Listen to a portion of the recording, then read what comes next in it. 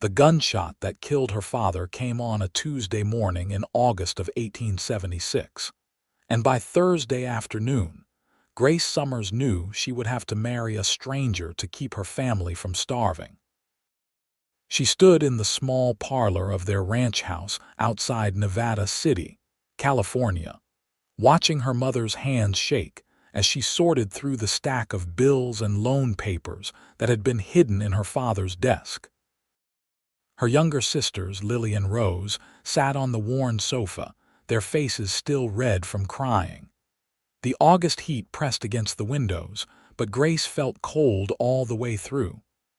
"How much do we owe?" Grace asked, though she already suspected the answer would be terrible. Her mother, Elizabeth, looked up with hollow eyes. "More than we can pay. Your father borrowed heavily to expand the herd last spring. He was certain the cattle prices would rise, but they did not. And now the bank is calling in the loans. Mr. Patterson says we have 30 days before they take the ranch.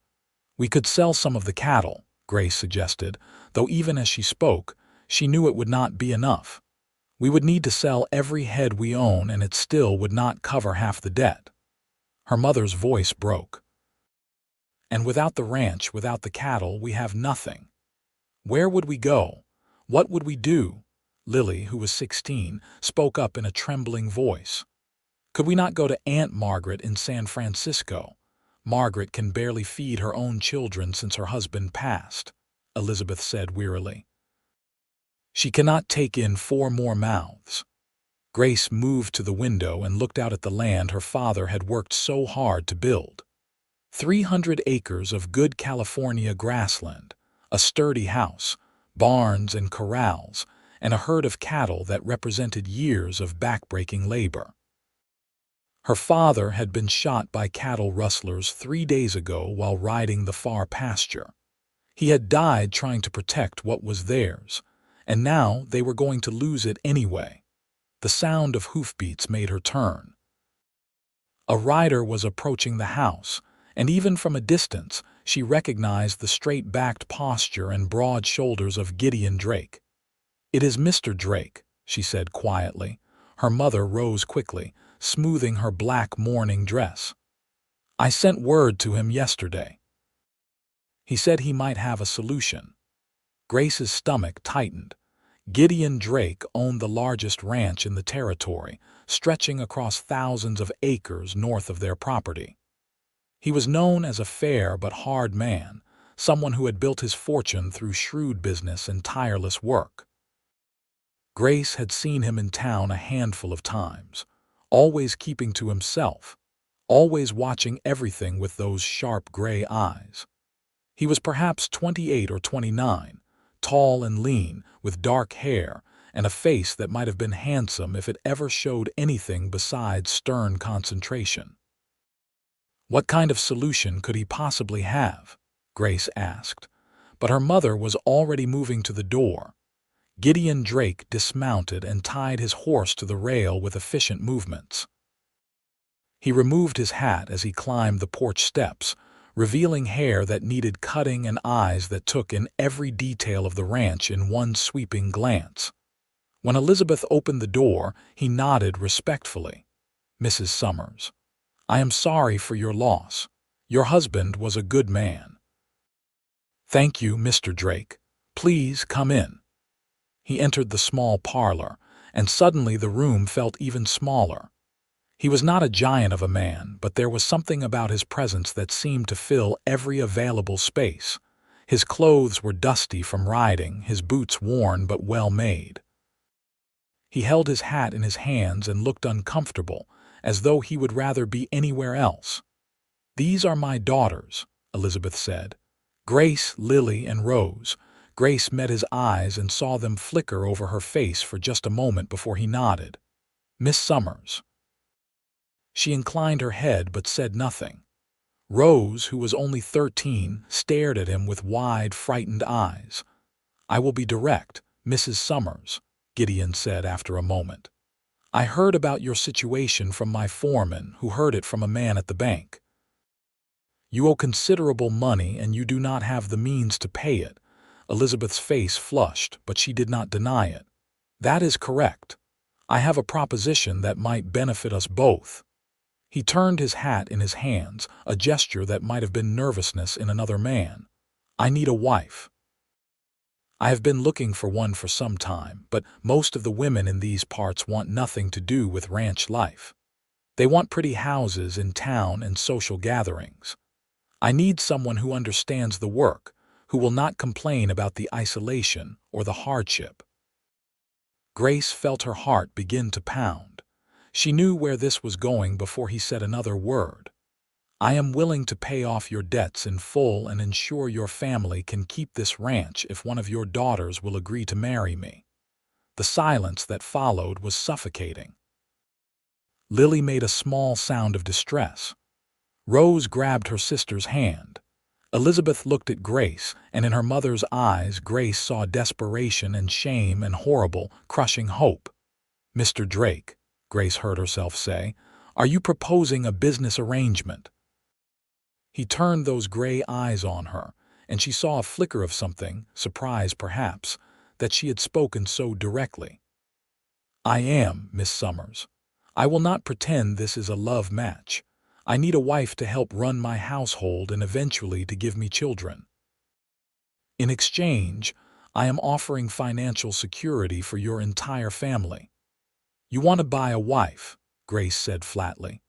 "I want to make a practical arrangement that benefits everyone involved," he corrected.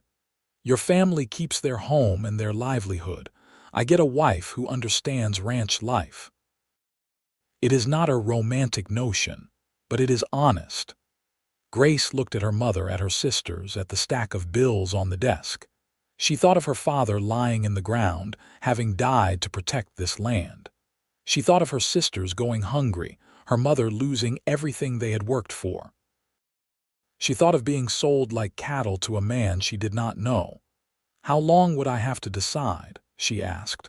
"Grace, no," Lily said, tears streaming down her face. "You cannot."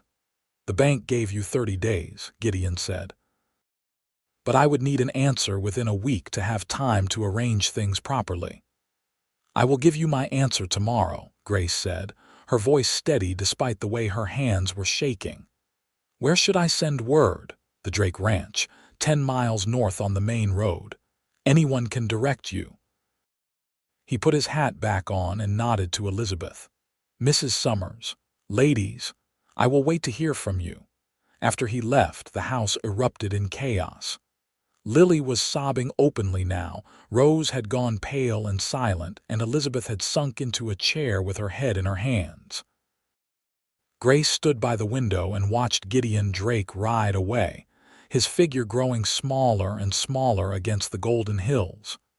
"You are not truly considering this," Lily said desperately. "Grace, he is a stranger. You do not know anything about him." "I know that if I do not marry him, we will lose everything," Grace said quietly. "I know that Father died trying to save this ranch. I know that you and Rose deserve a chance at a real life, not living as charity cases or working as servants in some city we do not know." "But to marry a man you do not love," her mother said hoarsely. "Grace, I cannot ask that of you. You are not asking. I am offering." Grace turned from the window and looked at her family. She was 22 years old, the eldest daughter, and she had always known that responsibility would fall on her shoulders eventually. She had just not expected it to come this way.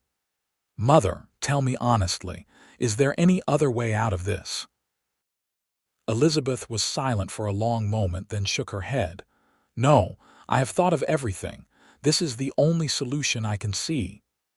"Then I will do it," Grace said. "I will marry Gideon Drake." The next day, Grace rode into town alone and sent a message to the Drake Ranch. The answer came back within hours. Gideon Drake would call on her that evening to make the arrangements. They would be married in 1 week's time at the church in Nevada City. When he arrived that evening, Grace met him on the porch, not wanting to have this conversation in front of her weeping sisters. The sun was setting, painting the sky in shades of orange and gold, and the August evening was finally cooling down. "Miss Summers," Gideon said, dismounting. "I received your message. I will marry you," Grace said without preamble, "but I have conditions." He raised an eyebrow slightly, the first real expression she had seen on his face. "Go on. You will pay off all our debts immediately, not after the wedding. I want to be certain my family is secure before I fulfill my part of the bargain." "Agreed. What else?" "You will allow me to visit my family whenever I wish. I will not be a prisoner in your home." "I would never prevent you from seeing your family," he said, and there was a hint of offense in his tone. "I am not a monster, Miss Summers. I do not know what you are, Mr. Drake. That is precisely the problem." She crossed her arms. "One more thing. You will treat me with respect. I know this is a business arrangement, but I will not be treated as a servant in my own home." "I would not marry a woman I did not respect," he said quietly. "You are sacrificing a great deal for your family. I understand that." They stood there in the fading light, two strangers binding themselves together out of necessity rather than affection. Grace felt a strange sensation in her chest, something between fear and resignation. "Then we have an agreement," she said. "We do." He reached into his jacket and pulled out an envelope. "The bank draft for your family's debts. I will deliver it to the bank tomorrow morning." Grace took the envelope with shaking hands. "You already had it ready." "I was confident you would accept." He paused. "You are practical, Miss Summers." "I admire that. Do not mistake desperation for practicality, Mr. Drake. Is there a difference?" He turned to his horse, then looked back at her. "I will call for you next Saturday at 10 in the morning. We will marry at 11. Pack whatever you wish to bring with you. My home is large enough for whatever possessions you value. I will be ready." He mounted his horse and looked down at her. In the twilight, his face was shadowed, unreadable. "For what it is worth, Miss Summers, I will do my best to make this arrangement bearable for you. And I will do the same for you, Mr. Drake." He rode away into the gathering darkness, and Grace stood on the porch holding the envelope that represented her family's salvation and her own strange fate. Inside the house, she could hear her mother and sisters talking in low, worried voices. Tomorrow she would take this bank draft to town and watch the banker mark their debts as paid. In 1 week, she would marry a man she did not know and move to a ranch she had never seen. She thought of the romantic stories she had read as a girl, tales of love and passion and grand gestures. This was nothing like those stories. This was practical and cold and necessary. But as she looked up at the first stars appearing in the darkening sky, she made herself a promise. She would survive this. She would make the best of it. And somehow, she would find a way to build a life out of this strange bargain. The week passed in a blur of preparation. Grace sorted through her belongings, packing her clothes and a few precious items into 2 large trunks. Her mother helped in silence, occasionally pausing to wipe away tears. Lily and Rose barely spoke, moving through the house like ghosts. On Friday evening, the night before her wedding, Grace sat with her sisters in the bedroom they had shared for years. Lily was still crying, but Rose had moved past tears into a kind of numb acceptance. "You do not have to do this," Lily said for perhaps the 100th time. "We could find another way." "There is no other way," Grace said gently. "And honestly, Lily, it might not be so terrible. Mr. Drake seems like a decent man. He has been fair in all his dealings with us." "But you do not love him," Rose said softly. "Do you not want to marry for love?" Grace smiled sadly. "Of course I do. But love is a luxury we cannot afford right now. Maybe in time we will come to care for each other. Many marriages start as arrangements and grow into something more." She did not know if she believed this, but she needed her sisters to believe it. She needed them to think she was going to be happy so they would not carry the guilt of her sacrifice for the rest of their lives. "You are the bravest person I know," Lily said, throwing her arms around Grace. "I will never forget what you are doing for us. You will live good lives," Grace said, holding both her sisters close.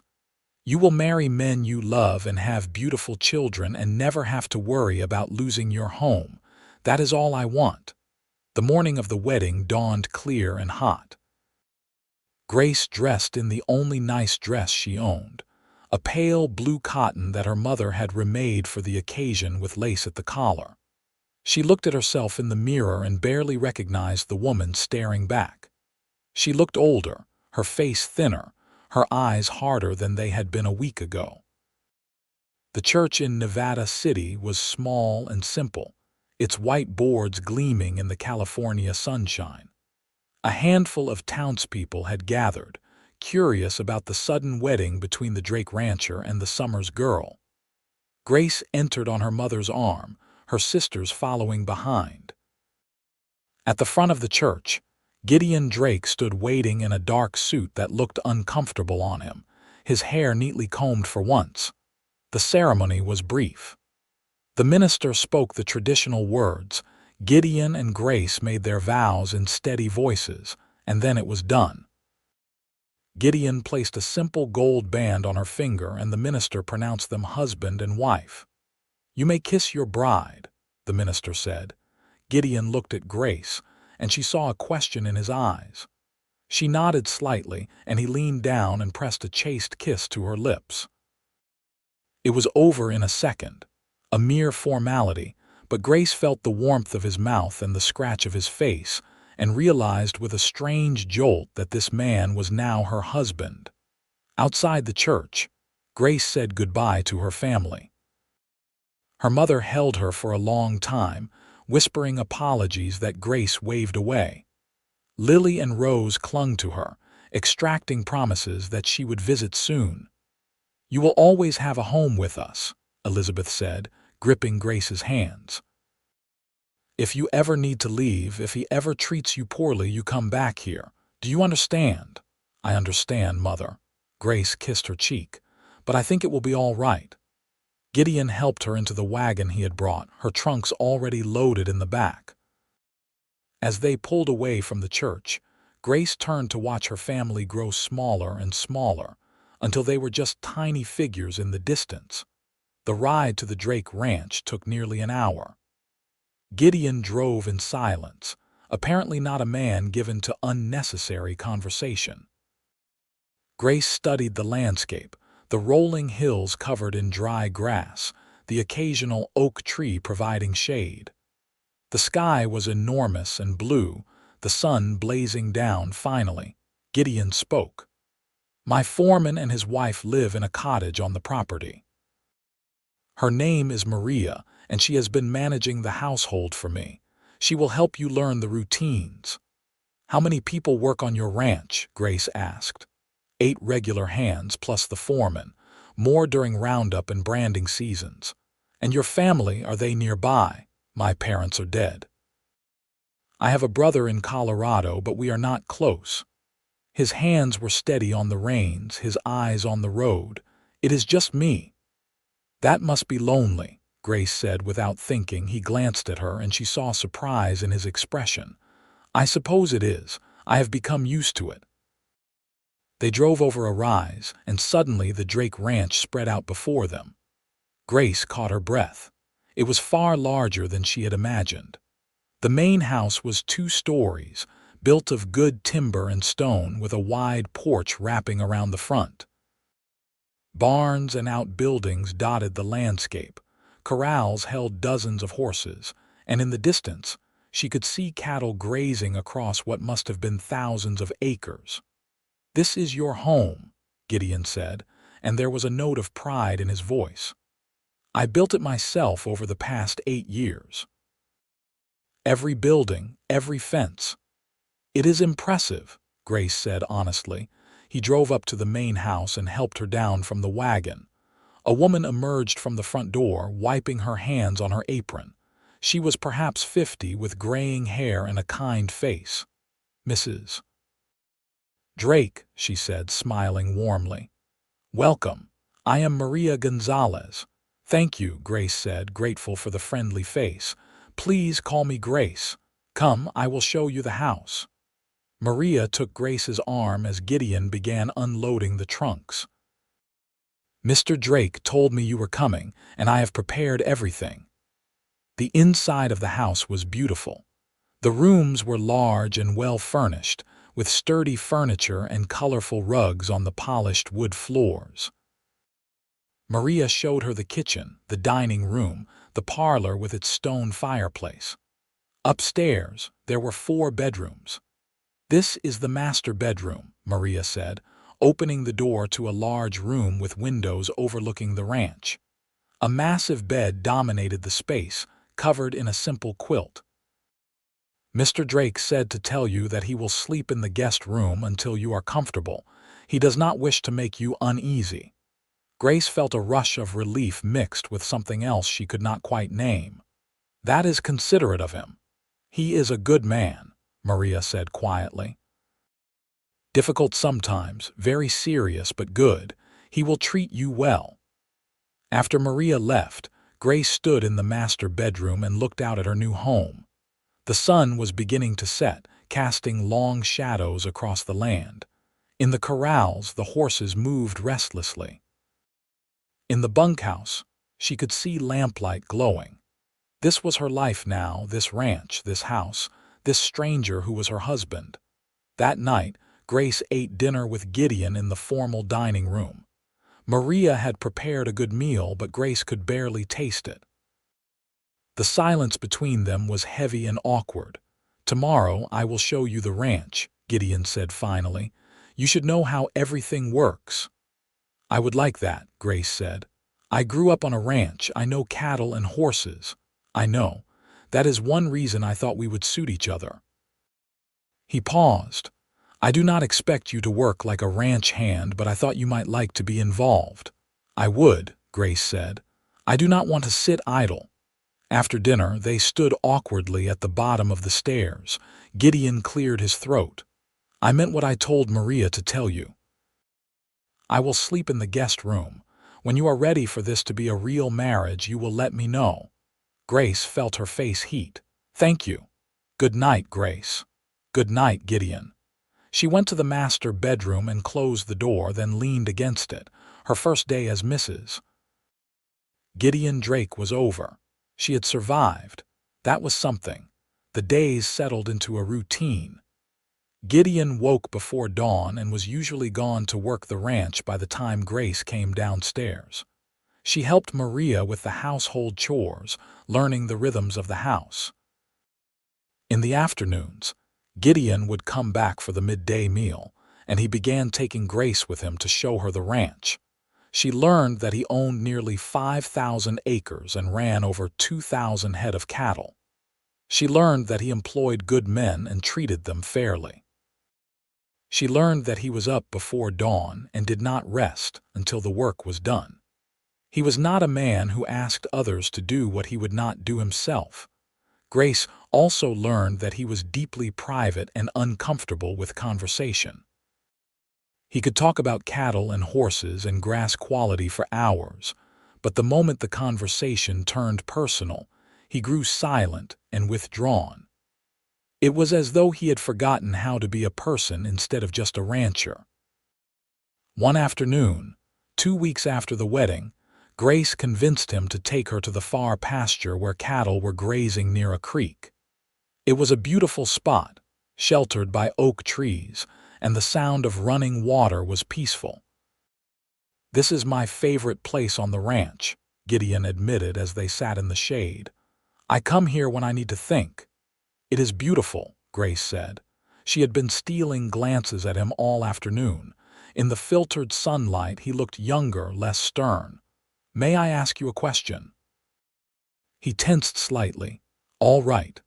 Why did you really want a wife? You could hire people to manage your household. You could hire a cook and a housekeeper and never have to marry at all." He was silent for so long that Grace thought he would not answer. Then he said quietly, "I am 29 years old. I have spent the last 10 years building this ranch from nothing. I have worked every day from dawn until dark. I have made this place successful. But at night, I go back to an empty house and I eat dinner alone and I sleep in an empty bed. I look ahead at my life and I see more of the same. Work and loneliness and eventually death with no one to mourn me or remember me." The raw honesty in his voice caught Grace off guard. "You wanted a companion." "I wanted a life," he said. "A real life, not just existence. I wanted someone to share meals with and talk to and maybe, eventually, children to carry on what I have built." He looked at her directly for the first time in the conversation. "I know you did not marry me for love. I know you married me because you had no choice. But I hope in time we can make this into something real." Grace felt something shift in her chest. "I am beginning to think we might." His expression softened just slightly. "That gives me hope." They sat by the creek for another hour, talking more easily than they ever had before. Gideon told her about growing up poor, about working as a cowhand for years before saving enough to buy his first piece of land. Grace told him about her childhood, about her father's love for the land, about her sisters and their dreams for the future. When they rode back to the ranch house, something had changed between them. It was subtle, barely noticeable, but it was there. They were not strangers anymore. They were two people beginning to know each other. That night, Grace lay in the master bedroom and thought about her husband sleeping down the hall. She thought about his words by the creek, about his loneliness and his hope. She thought about how he had never once pressured her or made her uncomfortable, how he had been patient and respectful. She thought about how, when he talked about his ranch, his whole face came alive with passion and pride. She was beginning to understand Gideon Drake. And more than that, she was beginning to like him. The summer heat continued into September. Grace settled more fully into her role as the lady of the ranch. She took over more of the household management from Maria, learning to cook the meals the ranch hands liked, managing the budget for supplies, even helping with the garden that provided vegetables for the table. The men grew accustomed to seeing her around the ranch, and they tipped their hats respectfully when she passed. One morning, Grace woke to the sound of shouting outside. She dressed quickly and ran downstairs to find Gideon and his foreman, Carlos Gonzalez, in the kitchen. Carlos's face was grave. "Raiders hit the south herd last night," Carlos was saying. "Took maybe 30 head." Gideon's jaw tightened. "The same ones who killed John Summers, could be. They are getting bolder." Grace felt ice in her stomach. "What will you do?" Gideon looked at her, clearly surprised to see her there.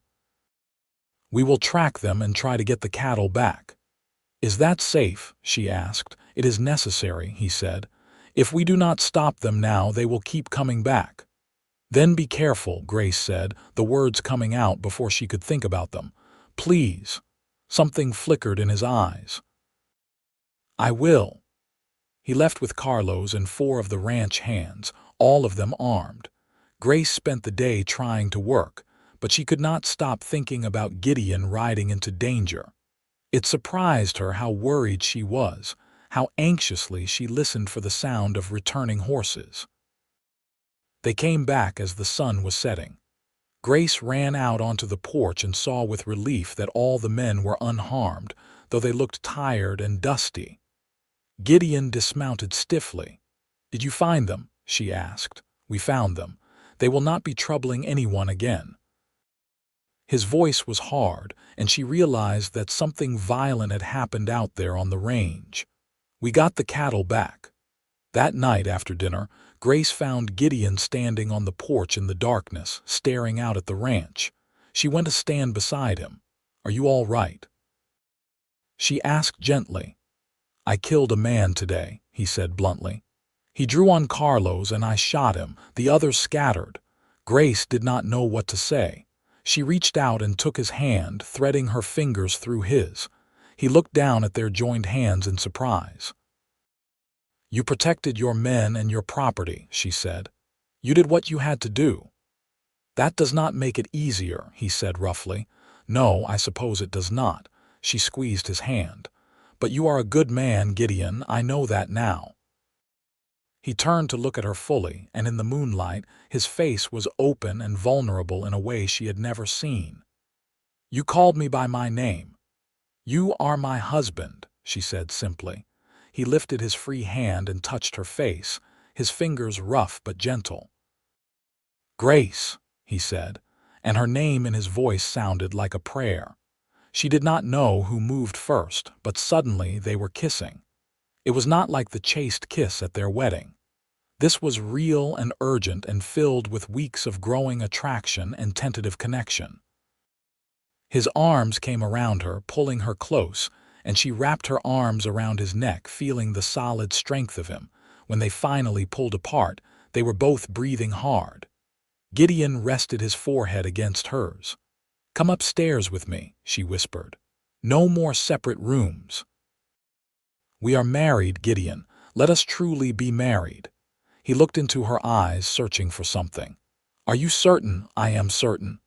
He took her hand and led her inside, up the stairs to the master bedroom. In the privacy of their room, with moonlight streaming through the windows, they came together as husband and wife. Gideon was careful with her, gentle and patient, and Grace discovered that physical intimacy could be beautiful when it was with someone you were beginning to care for. Afterward, she lay in his arms, her head on his chest, listening to his heartbeat. His hand stroked through her hair slowly. "I did not expect this," he said quietly. "When I proposed that arrangement, I hoped we might develop a friendship, an understanding. But this, what I am beginning to feel for you, it is more than I dared hope for." Grace lifted her head to look at him. "What are you feeling?" "Like I am falling in love with my own wife," he said with a small smile. "Is that foolish?" Her heart expanded in her chest. "No. Because I think I am falling in love with my own husband." He kissed her again, tender and sweet, and they held each other through the night. Grace thought about how strange life was, how she had married this man out of desperation and necessity. And now, barely a month later, she could not imagine being anywhere else.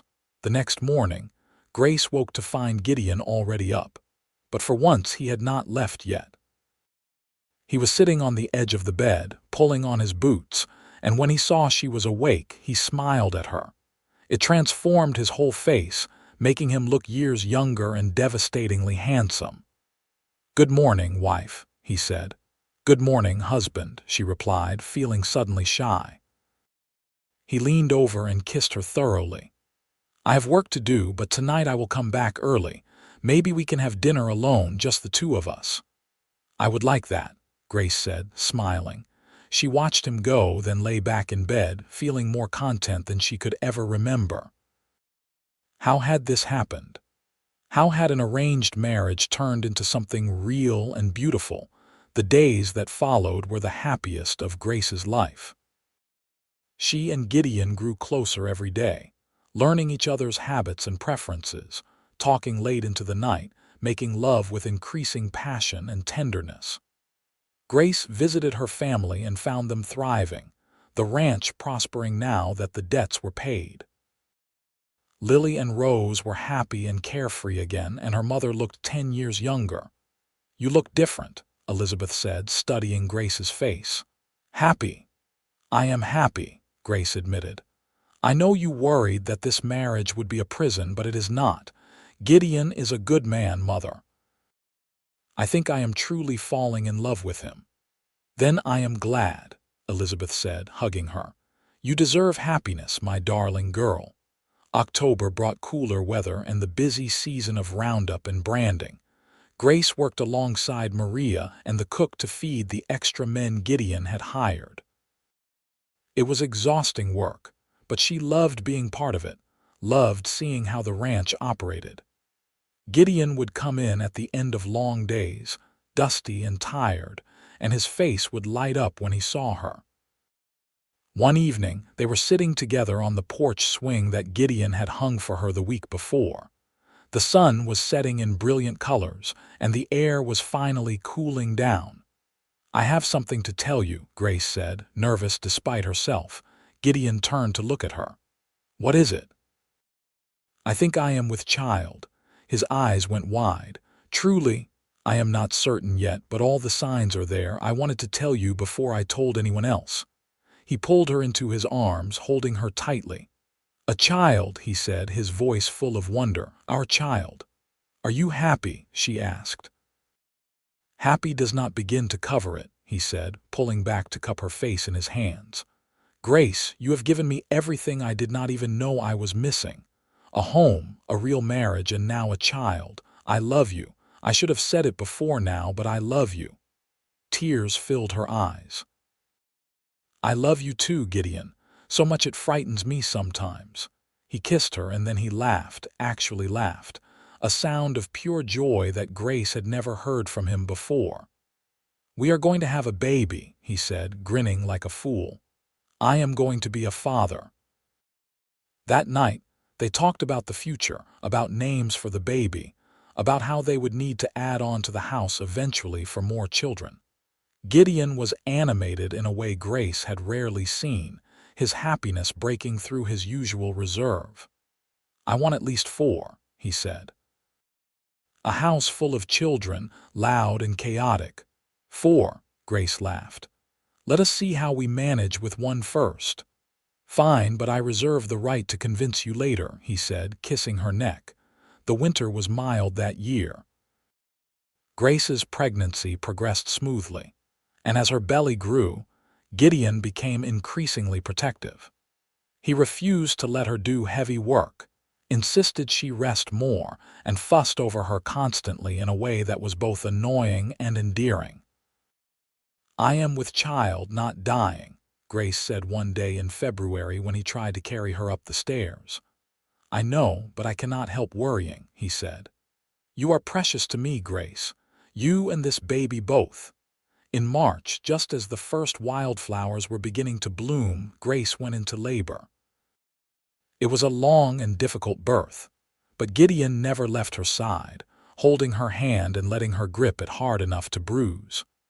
When the baby finally came, a healthy boy with strong lungs, Gideon had tears streaming down his face. "A son," he said, cradling the tiny baby with surprising gentleness. "We have a son." They named him Thomas after Grace's father. Tom, as they called him, was a good baby, healthy and strong. Gideon was a doting father, spending every free moment with his son, walking the floors with him at night, teaching him to grip his finger. "You are going to spoil him," Grace said one evening, watching her husband make ridiculous faces at their son. "That is my right as a father," Gideon said, grinning at her. "Besides, look at him. How could I not spoil him?" As spring turned to summer, the ranch continued to prosper. Gideon's cattle were bringing good prices, and he began buying more land, expanding his holdings. Grace managed the household with confidence, raising their son and keeping everything running smoothly. When Tom was 6 months old, Grace discovered she was pregnant again. "Already," she said to Gideon, half laughing, half exasperated. "I told you I wanted 4, he said, looking entirely too pleased with himself. Their second child, a daughter they named Josephine, was born the following spring in April of 1878. She had Grace's dark hair and Gideon's gray eyes, and she was a calmer baby than Tom had been. Gideon was just as besotted with his daughter as he had been with his son. Grace stood in the doorway of the nursery one evening, watching her husband rock Josephine while Tom played at his feet with wooden blocks. Her heart felt almost painfully full. This life, this family, had grown from an arrangement born of desperation. Who would have thought it would turn into so much love? Gideon looked up and saw her watching. "Come here," he said softly. She went to him, and he pulled her down onto his lap, careful not to disturb Josephine. Tom immediately abandoned his blocks and climbed up too, squirming between them. They sat there together, a tangle of arms and laughter and love. "Remember when you proposed that business arrangement," Grace said, resting her head on Gideon's shoulder. "When you said you needed a practical wife." "I remember," he said, his arm tightening around her. "I was a fool. I did not need a practical wife. I needed you." "I think we needed each other," Grace said. "I was so angry at first, so resentful. I thought I was sacrificing my life for my family. And now I know I was not sacrificing anything. I was finding everything I did not know I was looking for." He kissed the top of her head. "I love you, Grace Drake, more than I could ever put into words." "I love you too," she said, "more than I ever thought possible." The years that followed were full and rich. They had 2 more children, twin boys they named James and William, born in the spring of 1880. The house rang with the sounds of children laughing and playing. Gideon built an addition to accommodate the growing family, and Grace filled it with warmth and love. Grace's family continued to thrive as well. Lily married a young rancher from town and settled nearby. Rose, when she was old enough, went to school in Sacramento, something that would have been impossible before Gideon paid off the family debts. Elizabeth lived with Lily but visited often, delighting in her grandchildren. The ranch grew and prospered under Gideon's steady management. He was known throughout the territory as a fair man, someone who treated his workers well and dealt honestly with everyone. Grace managed the business side of things alongside him, discovering she had a talent for numbers and negotiation. "You are a better businessman than I am," Gideon said one day in late 1882, reviewing the books with her. "I am a better negotiator," Grace corrected. "You are better with the cattle and the land. Together we make a good team." "The best team," he agreed, pulling her into his lap despite the fact that they were supposed to be working. "In business and in everything else." She laughed and kissed him, still feeling that flutter in her chest that she got every time he touched her. 8 years of marriage had not dimmed the attraction between them. If anything, it had grown stronger. One evening in the fall of 1884, Grace and Gideon sat on the porch swing, watching the sunset. The children were inside with Maria, and for once, they had a moment of peace and quiet. Tom was nearly 8 now, strong and serious like his father. Josephine was 6, sweet and thoughtful. The twins were 4, wild and rambunctious and constantly getting into mischief. "Can you believe it has been 8 years since we married?" Grace said, leaning against Gideon's shoulder. 8 years, he repeated wonderingly. "It feels like both a lifetime and no time at all." "Do you ever regret it?" she asked. "Not marrying for love." He turned to look at her, his expression serious. "We did marry for love, Grace. Maybe we did not know it at the time, but love brought us together. Maybe not romantic love at first, but your love for your family, my loneliness and desire for connection. Love in different forms. And then we found the romantic kind, the kind that fills up your whole heart and makes everything better." "When did you become such a poet?" she teased gently. "When I fell in love with you," he said simply. "You changed me, Grace. Before you, I was just going through the motions of life. You taught me how to truly live." She kissed him, soft and lingering. "You saved my family, you gave us security and a future, but more than that, you gave me yourself. You let me see the man behind the stern rancher. You showed me your heart. And you treated it gently," he said. "Even when you had every reason to be bitter and angry, you gave us a chance. You gave me a chance." They sat together as the stars came out, holding hands and watching the night settle over the land they had built together. Inside the house, their children's laughter rang out. In the distance, cattle moved restlessly and the horses nickered in the corrals. Everything was peaceful, prosperous, safe. "I am so grateful," Grace said quietly, "for all of this, for you." "I am the grateful one," Gideon said. "You made my house a home, Grace. You filled my life with love and laughter and meaning. You gave me children and partnership and happiness. I would do anything for you." "I know," she said, "and I would do anything for you." As the years continued to pass, their love only deepened. They faced challenges together: droughts and hard winters, illness and the inevitable difficulties of raising children. But through it all, they stood together, partners in every sense of the word. By the time Tom was 16 in the spring of 1893, he was already working alongside his father, learning to run the ranch that would one day be his. Josephine was 14 and beautiful, with suitors already beginning to call at the house despite her youth. The twins were 12, still wild but starting to settle into the men they would become. Grace looked at her family gathered around the dinner table one evening and felt overwhelming contentment. Gideon sat at the head of the table, gray now touching his dark hair, his face lined but still handsome. Her children were healthy and happy, full of promise. The ranch was thriving, one of the most successful in California. "What are you thinking about?" Gideon asked her later that night as they prepared for bed. "About how different my life is from what I thought it would be," Grace said. "When you proposed that arrangement, I thought I was condemning myself to a loveless marriage of convenience. I never imagined I would find this much happiness. You remember what you said to me, that first day I came to your family's ranch?" he asked. "I am sure I said many things." "I was rather rude, if I recall," he smiled. "You said I wanted to buy a wife, and you were right. That is exactly what I thought I was doing. I thought I could make a practical arrangement that would benefit us both and nothing more." "But it became more," she said. "It became everything," he corrected. "You became everything. You are still everything to me, Grace. After all these years, I love you more every single day."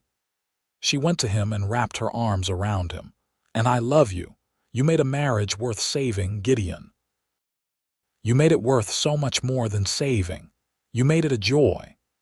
He held her close, and they stood there together in the bedroom they had shared for so many years, two people who had found their way to love through the most unlikely of paths.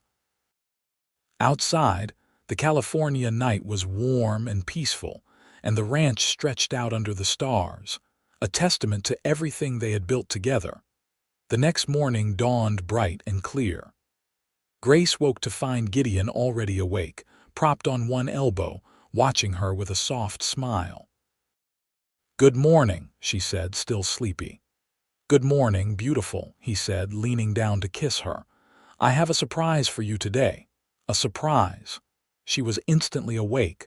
"What kind of surprise? If I told you, it would not be a surprise," he said, grinning. "But you will like it, I promise. Get dressed in your riding clothes." An hour later, they rode out together, leaving the children in Maria's capable care. Gideon led her away from the main ranch buildings, out toward the eastern section of the property. Grace followed, curious and excited. They rode for nearly an hour before Gideon stopped at the top of a rise. Below them, a beautiful valley spread out, with a small creek running through it and oak trees providing shade.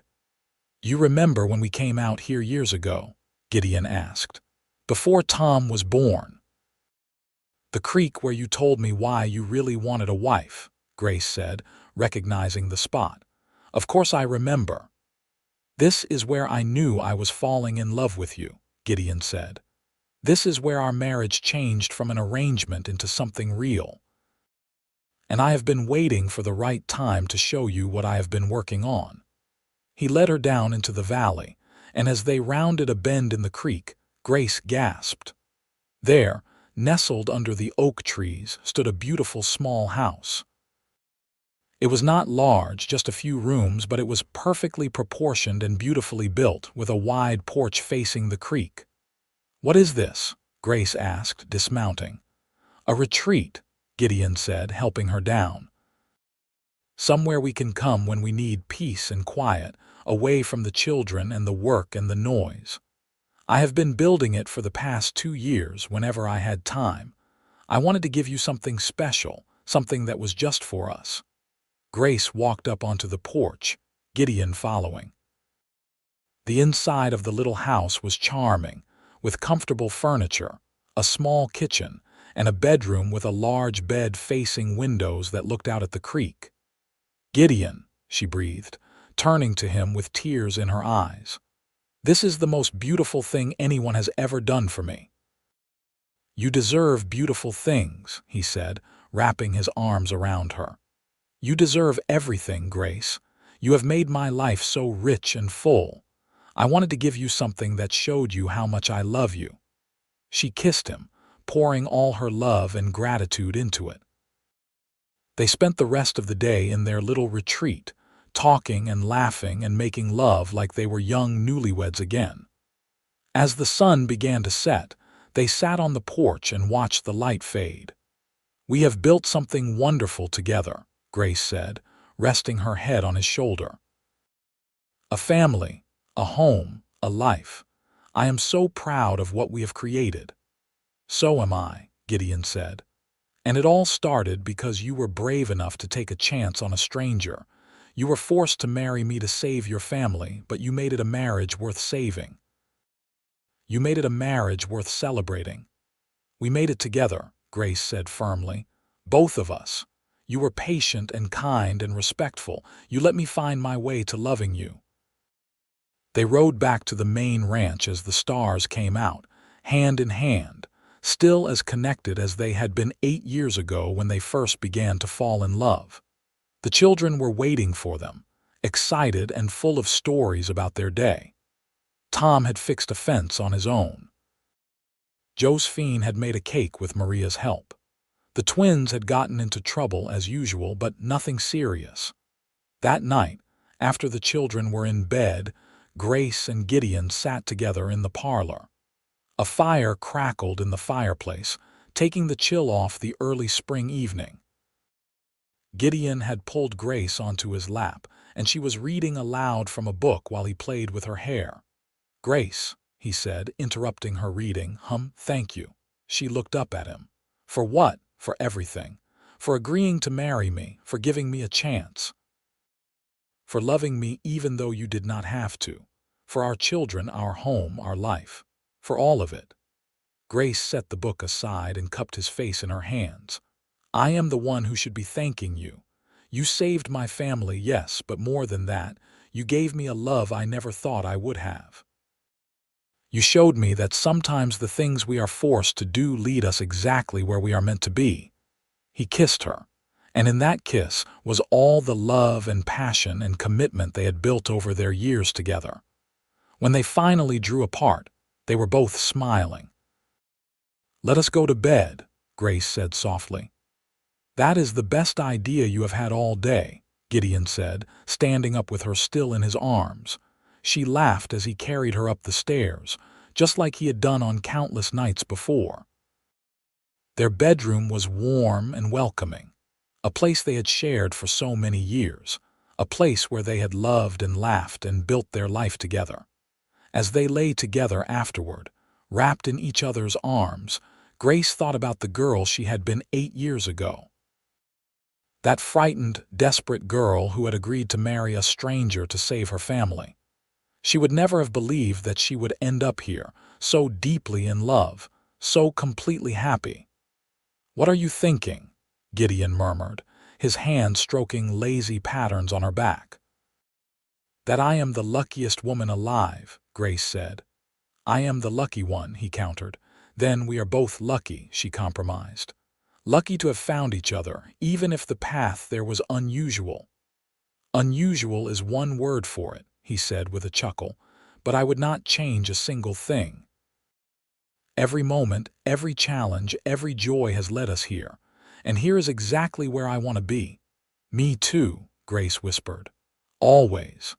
They fell asleep like that, holding each other close, two hearts beating in perfect rhythm. Outside, the ranch was quiet under the starlight. Inside, A family slept peacefully, secure in the love that held them all together. The years continued to pass, each one bringing new joys and challenges. Tom grew into a fine young man, eventually marrying a sweet girl from town and bringing her home to the ranch.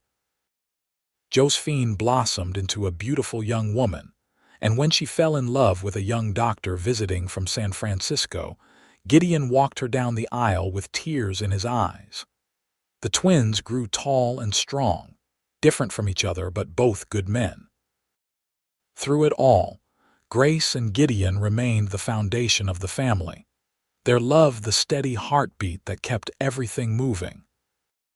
They still spent time at their little retreat by the creek, still held hands while watching the sunset, still looked at each other like they were the most precious thing in the world. On a warm evening in June of 1896, Grace and Gideon celebrated their 20th wedding anniversary. Their children threw them a party, with friends and neighbors coming from miles around.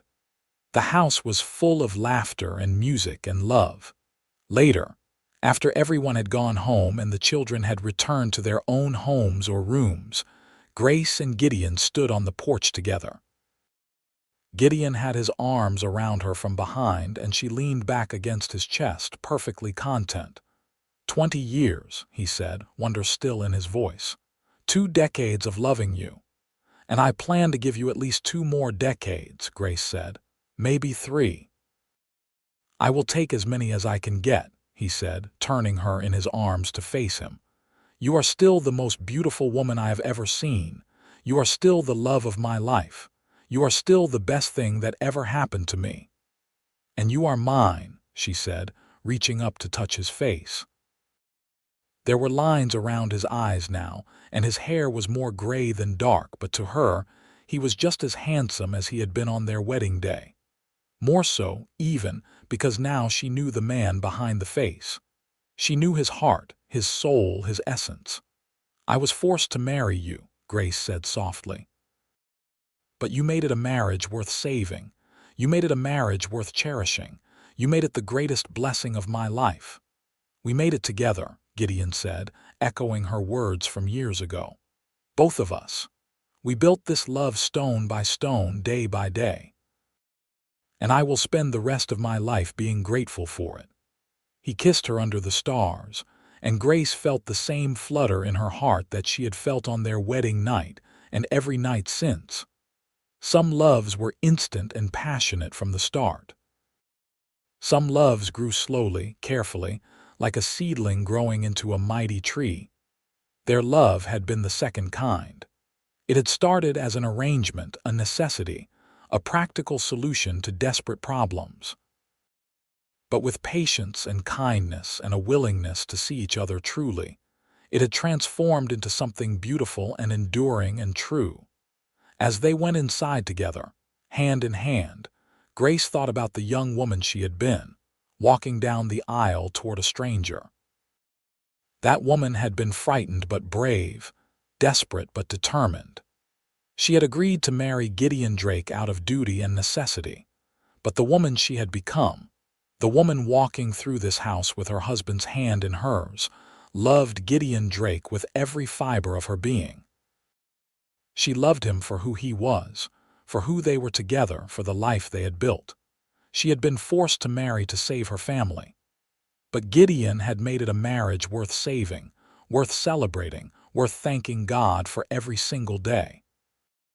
And as they climbed the stairs to their bedroom, as they held each other close in the darkness, Grace knew with absolute certainty that she would do it all again. She would say yes to that stranger on the porch. She would walk down the aisle toward those gray eyes. She would take the chance, make the leap, and trust in the possibility of love, because that chance, that leap, that trust had given her everything. It had given her a home, a family, a purpose, and most of all, it had given her love. Real, deep, enduring love that would last all the days of her life. And that was worth everything.